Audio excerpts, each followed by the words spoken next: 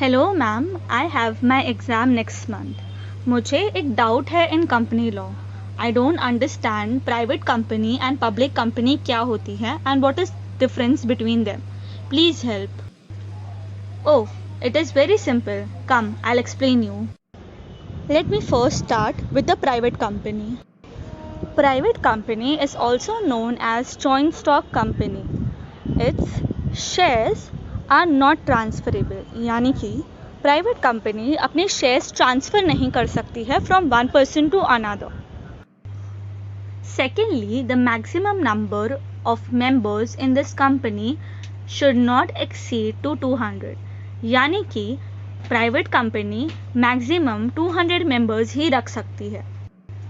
Thirdly, private company cannot invite people to subscribe its shares and securities. यानी कि private company publicly अपने shares subscribe करने के लिए लोगों को इनवाइट नहीं कर सकते हैं. Now coming to public limited company. Public limited company basically वो जॉइंट स्टॉक कंपनी होती है जो स्टॉक एक्सचेंज में लिस्टेड रहती है और this type of company can call general public to subscribe its shares and securities. और जो कंपनी सब्सिडरी है पब्लिक लिमिटेड कंपनी को, उनको भी पब्लिक लिमिटेड कंपनी कंसिडर किया जाएगा.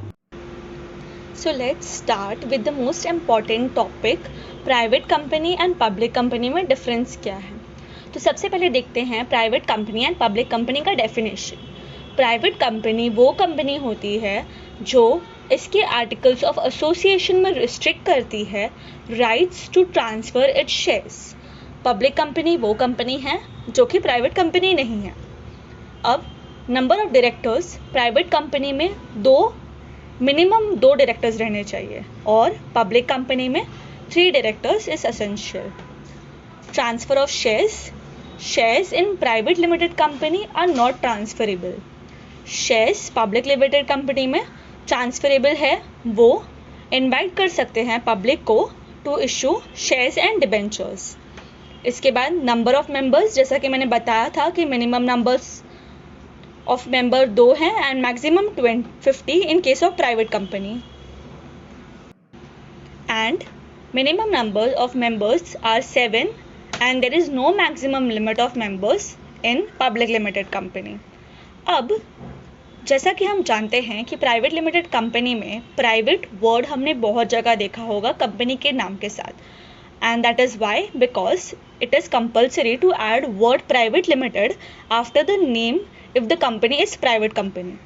और पब्लिक लिमिटेड कंपनी में ऐसा कुछ भी लिखना ज़रूरी नहीं है.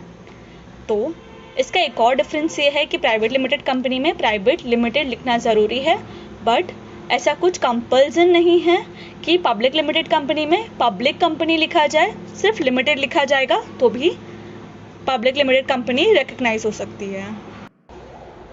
अब प्राइवेट कंपनी में it is not compulsory to issue prospectus and statement in लिeu of prospectus, but public limited company में it is compulsory to issue prospectus and in the absence of prospectus to send statement in lieu to the registrar. अब prospectus के बारे में मैंने एक video बनाया है, आप जाके डिस्क्रिप्शन में उसका लिंक दिया हुआ है, वो देख लीजिए. Now minimum paid up capital is 1 lakh rupees in case of private limited company, whereas